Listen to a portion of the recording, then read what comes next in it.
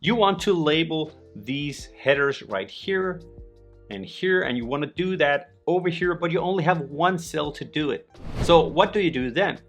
You obviously split the cell into two parts, either diagonally like this or horizontally like this. Let me show you how to do that.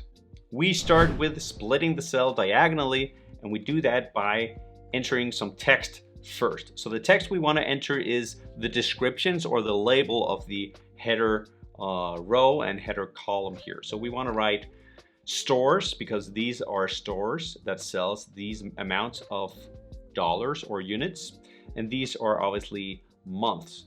So we want to have the text that describes these cells in the upper right corner. That means we need to enter them first into the cell. So write store, and then we need to describe the things below here, the months, and we do that first by holding down the Alt key and pressing enter to create a line break in this cell. Now write months, and that's what we have so far. Now the next step is to add a diagonal line here, and we do that over here in the Home tab by clicking either here or here and going to the Border tab.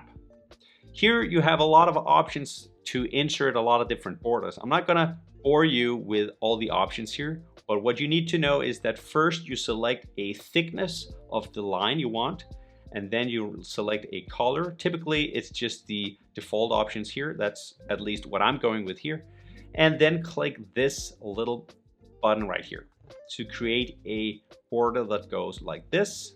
Click OK, and that's one step closer. Now we need to move the store text over here instead, and we simply do that by clicking here and pressing the spacebar a lot of times like this and hit enter, and there we have it. That's how you split a cell diagonally into having two labels or two main headers like this. But I have an important comment about this. It's really important you know that, so make sure you watch the video until the end to hear my explanation.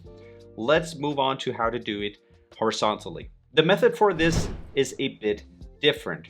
First of all, you need to enter the text. So in this case, it's the other way around. So the text or label that describes these cells should come first, and then the other ones after. So write months, space, and then stores or store, like that.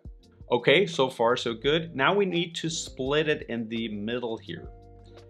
Let's just move the cell up here and split it. So the method to do this is not the same as with the border. So it's not going to be a border, it's going to be an actual line we will insert as a shape up here like this. That's not going to be very pretty until we fix it. So make it black, or at least just the same color as the other borders, and change the weight to something a little bit thinner, like this. Yeah. And then you need to adjust it a little bit. You can obviously do that manually, but you can also just make the cell a little wider here and move it a little bit to the right. And you will need to adjust it a bit to make it look like an actual border. So you can typically hold down Shift, and that will help you create something that matches the grid.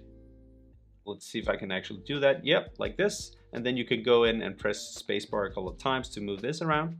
And then you have it. You have now split the cell into two parts. With another method, it's not as good because the border I'm using here in the other method, the diagonal border here, will always stay like that no matter what your screen resolution would be or no matter who you're sending this to. But there might be issues when you're sending this to another person. They might not view it exactly the same. So this method is not as bulletproof. So I prefer using this method, but you could use this in a pinch. As I promised, I have an important comment to this, but if you like this video so far, please click the subscribe button below. All right, so the comment here is that you can't actually split cells. It's still the same cell. We just make it look like it's split or separated into two parts. It's not possible to split a cell, but what you can do instead is that you can split the contents of the cell into multiple cells. So if you have months and stores, you can use a lot of different features in Excel to split that content into 2 cells instead of 1. But it's not what you're looking for here, and that's why we're going with the visual way of fixing this instead, although it's not truly splitting a cell. If you do want to learn about splitting the contents of a cell into multiple cells, check out this video up here. Thank you so much for watching. Bye.